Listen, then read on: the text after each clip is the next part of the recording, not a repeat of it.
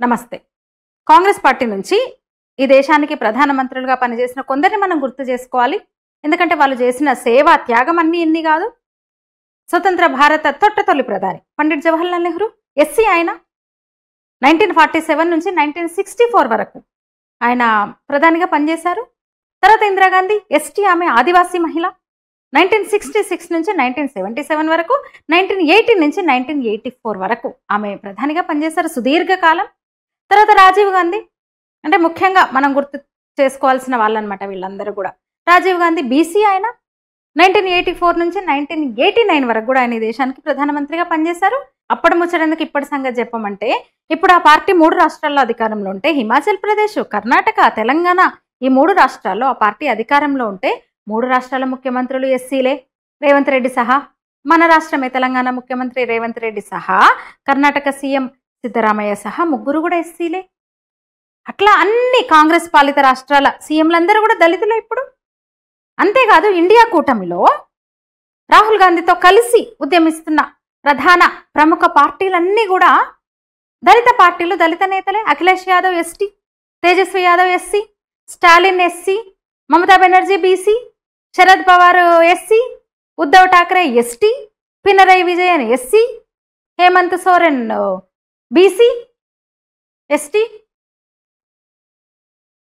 అంత మాత్రమే కాదు, కాంగ్రెస్ నేతృత్వంలో యూపీఏ కాలంలో రాష్ట్రపతులుగా పనిచేసిన Pratibha Patil SC, Pranab Mukherjee ST. Pratibha Patil SC మహిళ, ప్రణబ్ ముఖర్జీ ఆదివాసీ.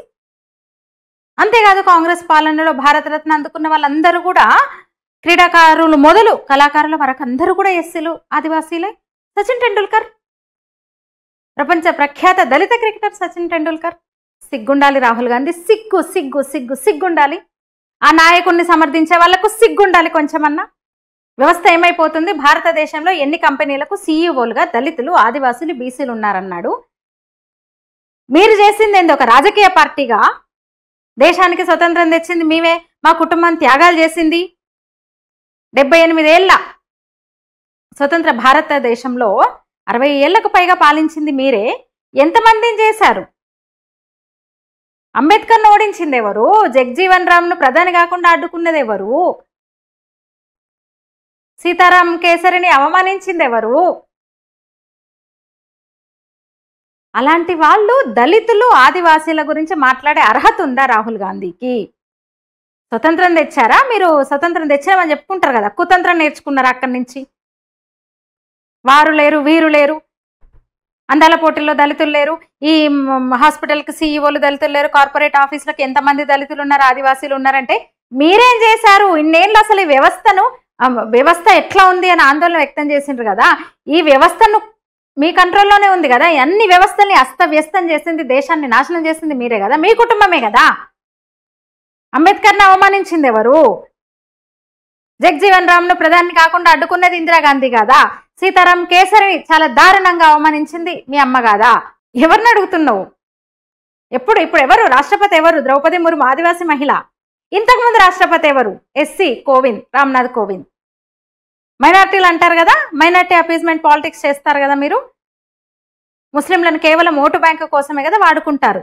ముస్లింల మీద మీకేం ప్రేమ లేదు. ముస్లింలను ఎప్పుడు ఉద్ధరించిన వాళ్ళు కాదు మీరు. ఆ ముస్లింకు అబ్దుల్ కలాం రాష్ట్రపతి చేసింది కూడా ఇప్పుడున్న పార్టీ భారతీయ జనతా పార్టీ. మొన్నటి వరకు ఉపరాష్ట్రపతి ధన్కర్ బీసీ, రాధాకృష్ణన్ బీసీ, ఇప్పుడున్న ప్రెసిడెంట్ ఎస్టీ, ప్రధానమంత్రి బీసీ, మొన్నటి వరకు ఉపరాష్ట్రపతి బీసీ.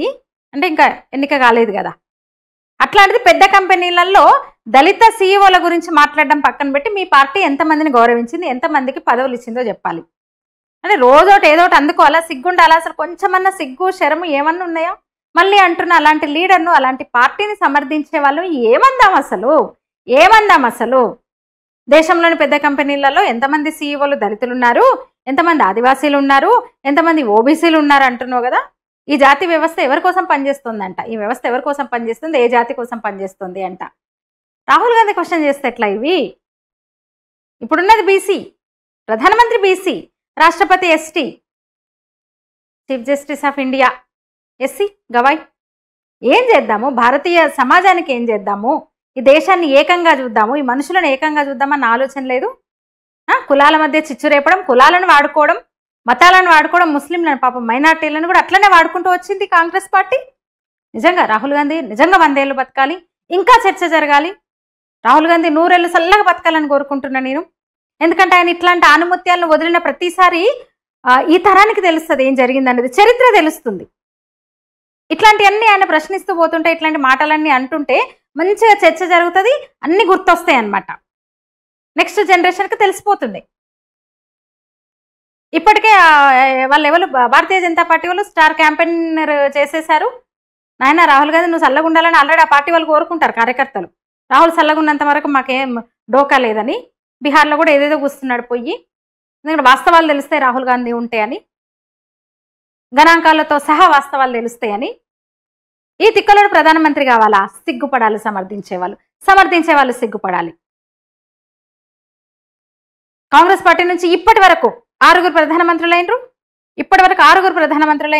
65 ఏళ్లలో 65 ఏళ్ల వాళ్ళ పాలనలో 65 ఏళ్ళు కాంగ్రెస్ పార్టీ ఈ దేశాన్ని ఏలితే 6 ప్రధానమంత్రులు అయితే, జవహర్లాల్ నెహ్రూ 47 నుంచి 64 వరకు, 1947 నుంచి 64 వరకు, లాల్ బహదూర్ శాస్త్రి 64 నుంచి 66 వరకు, ఇందిరాగాంధీ 1966 నుంచి 1977, 1980 నుంచి 84 వరకు, రాజీవ్ గాంధీ 1984 నుంచి 1989 వరకు, పివి నరసింహారావు 1991 నుంచి 1996 వరకు, మన్మోహన్ సింగ్ 2004 నుంచి 2014 వరకు. ఎంతమంది ఉన్నారు దీంట్లో? దళిత, ఆదివాసీ లేదా బీసీలు ఎవరూ లేరు. దళితులు లేరు, ఆదివాసీలు లేరు, బీసీ వర్గం నుంచి కూడా ఎవరు లేరు. మన్మోహన్ సింగ్ అసలు హిందూ కాదు, సిక్కు తను. మళ్ళీ అంటున్నా. ఇలాంటి నాయకుడు ప్రధానమంత్రి కావాలా మనకి? అసలు ఇప్పుడు నామమాత్రంగా పార్టీ అధ్యక్షుడిని ఖర్గేం చేసి ఎంత అవమానిస్తున్నాడు. మొన్న ఆయన ఏదో కర్ణాటక గురించి ఏదో అడిగితే అధిష్టానానికి తెలుసు, అధిష్టానం చూసుకుంటుందంట. నేను పార్టీ అధ్యక్షుడు అన్న విషయమే నాకు గుర్తుంటలేదు, ఆయన మర్చిపోయిండు. ఇంకా మన్మోహన్ సింగ్ 10 ఏళ్ళు ప్రధానమంత్రిగా చేసిన మన్మోహన్ సింగ్ పరిస్థితి ఏందో అందరికీ తెలుసు. వెనకటి ఉంటుండే పట్వారి గుమాస్తా. అట్లనే చేసిండ్రు మీరు. అంత గొప్ప ఆర్థికవేత్తను, మేధావిని గుమాస్తాను చేసి పడేసిండ్రు 10 ఏళ్ళు. జీ హుజూర్ మేడం, మీకు దళితుల మీద, ఆదివాసుల మీద ప్రేమ ఉందా? అబ్దుల్ కలాం కూడా రెండోసారి రాష్ట్రపతి అయ్యేవారే సపోర్ట్ చేస్తుంటే. సిగ్గుండాలి. సిగ్గు. రాహుల్ గాంధీ నిజంగా ఆ మాటలకు అర్థమే ఉండదు అసలు. దేశం పరువు తీసే లెక్కలు. ఇలాంటి వాడు ఈ దేశానికి నాయకుడిగా ఉండడం, ఎంపీగా ఉండడం, ఆయన్ని కాబోయే ప్రధానమంత్రిగా ప్రొజెక్ట్ చేయడం, వీళ్ళందరూ కూడా ఇట్లాంటి ప్రధానమంత్రి కావాలా? ఏం కావాలి దేశం? మీరేమంటారు? ఈ వీడియో మీద మీ అభిప్రాయం తెలియజేయండి. లైక్ చేయండి, షేర్ చేయండి, ఛానల్ని సబ్స్క్రైబ్ చేయండి. ధన్యవాదాలు.